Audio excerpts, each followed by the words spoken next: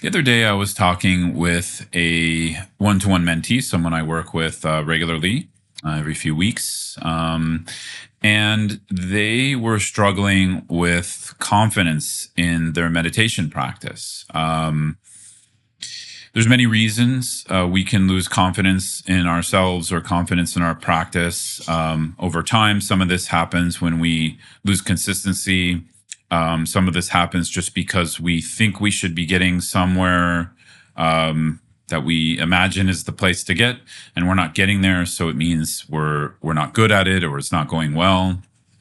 Um, and of course, there can be other reasons as well. But either way, this really affected me as we were talking, because as we were sharing kind of the various reasons, some of it was related to what I just said. Some of it was in the area they're having problems with consistency or regular everyday formal meditation practice, as well as just sort of not feeling juicy in their practice, feeling a lot of boredom, feeling a lot of stagnation. Yeah, like they're not getting anywhere. And not only did I really feel for this person's predicament, because I see them often, and I care about their practice, and it's also my work to help them. Not only that, but there was something that really resonated for me in my own personal practice, because I've been able to work with a formal and informal meditation practice for the past almost 25 years now. And for me, I've gone through so many ups and downs. I've gone through so many different phases of practice, so many different, I don't know how to put it, just sort of, parts of a relationship with something. Sometimes I'm in love with it. Sometimes I would rather do anything else than meditate. And I remember distinctly about, I don't know, 5 or 6 years ago, I was in one of those phases and getting frustrated with my practice, that, I wasn't getting the experiences I wanted, or developing in the way I wanted to develop. And a light bulb just kind of went off. And of course, this is influenced by my personal teachers as well, and their wonderful and ongoing advice. But the light bulb went off for whatever reason. That, why am I making this about an experience? Meaning, why am I getting so focused on how I should feel in that given meditation practice? And, the next thing that came was, well, what do I focus on? Because obviously, for most of us who meditate regularly or semi-regularly, there's some kind of practice we're working with. There's some kind of technique. And for people a little bit deeper down the what I call the Buddhist rabbit hole, or in the different various Buddhisms into that, there's also the view we're getting used to, like what we're trying to bring about, what we're trying to realize about ourself and our perception and how we relate to life. So anyways, so there's those, but other than that, what I really centered on was effort. Like what I could do here is relate to the practices I work with on a daily basis, and just show up and put effort. And this is something I've been trying to do for a long time, is sort of focus in that way, but it never really clicked until I just really got exhausted with constantly seeking another kind of experience than what I'm actually feeling, than what I'm actually experiencing. And like I said, it was a little bit of a light bulb of, why don't I just sit down and put in effort and do that in a sustainable way?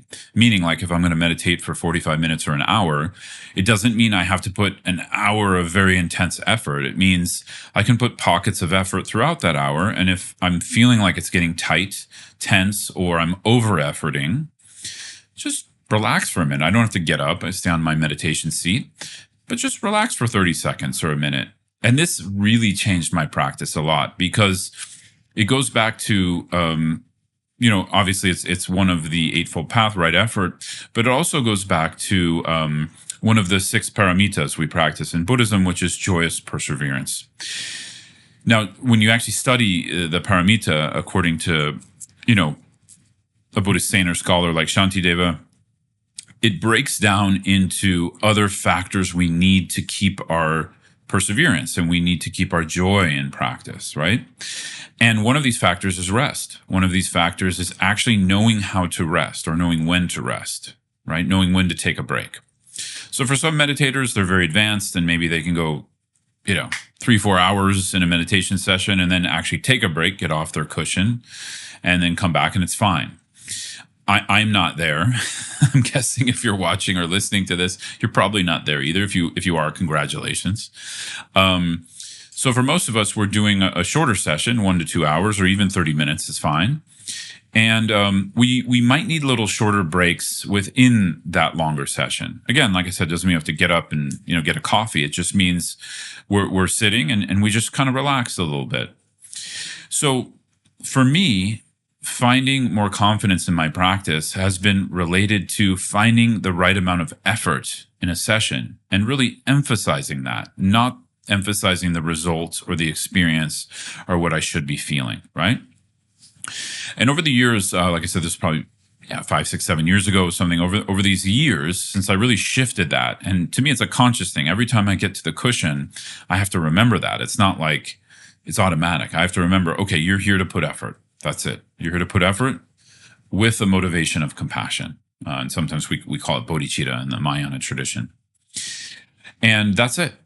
And anything that happens is part of that process. So if I'm in a certain mood or I'm dwelling on something that just happened in a conversation or, in an interaction with someone or just a past experience, that becomes part of my practice. Not in the sense like it takes me away from practice. It just gets included, right? And so the effort is in watching the mind or looking at the mind or learning about that particular emotion or mood or learning how to approach that mood or emotion with more compassion, more wisdom. So since I've shifted this, it really changed how I feel confidence in my practice because I don't feel confident in an individual meditation session or what I'm getting out of it necessarily that morning or that day. But what I do feel confident in is that I'm pursuing a path. I'm pursuing regular effort in a set of practices for bringing about the view of the particular path that I practice, which happens to be Buddhism. And through that, of course, practices grow over the years. We learn more about ourselves. We learn more specifically about, how and why we struggle or experience suffering or dissatisfaction. And we also learn how to not do that as much, right? Which I think is important. We learn, if you're putting your hand in a fire, maybe don't do that as much, right? Like those kinds of things. And often, of course, we're doing that through our behaviors and actions and relationships, but also we're doing that through the way we poise ourselves or the way we stand or sit in relation to a given moment or given experience, right? What I mean by this is sort of like meditation is a very internal process.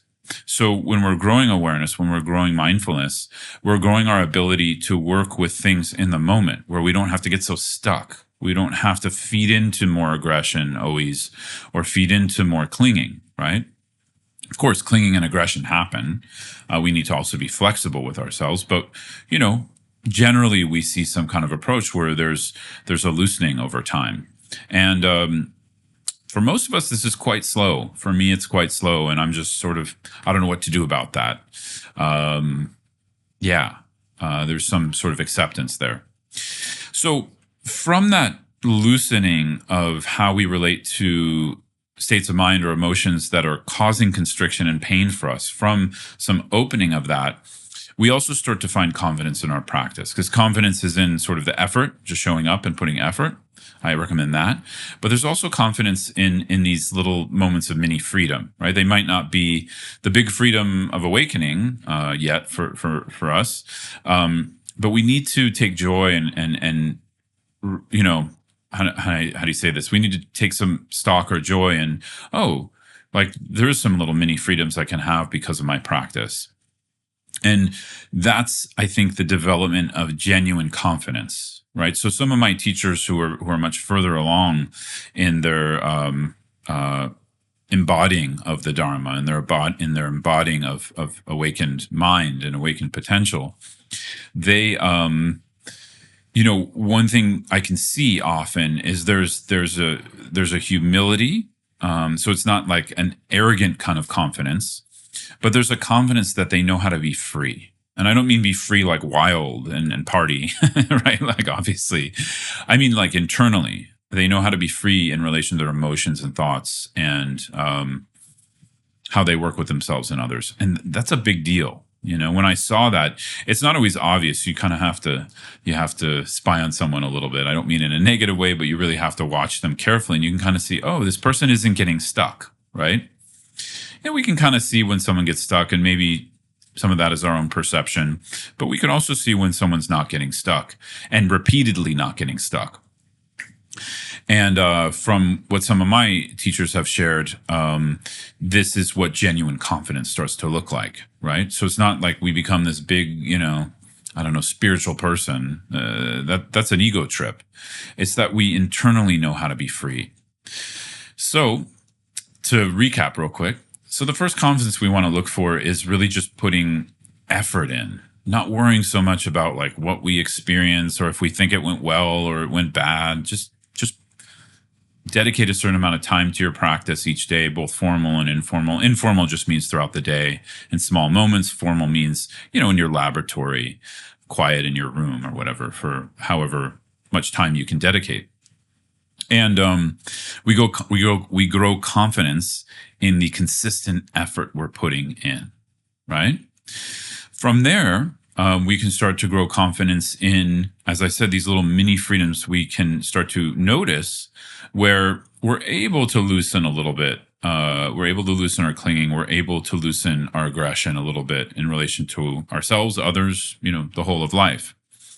And then through that, we can eventually start to taste wider freedom, right? So, just a few thoughts here. And as always, if you're struggling and some of this resonates with you and you want to know more, feel free to reach out anytime. You can reach me through my website at scotttusa.com. And also, if you're watching this on YouTube, I really appreciate a comment because it helps others to see it, for the algorithm to kind of bring it to others. And if you're just listening on a podcast platform, you're always welcome to reach out to me through my website. That's about it. Thanks so much, everyone. Take care.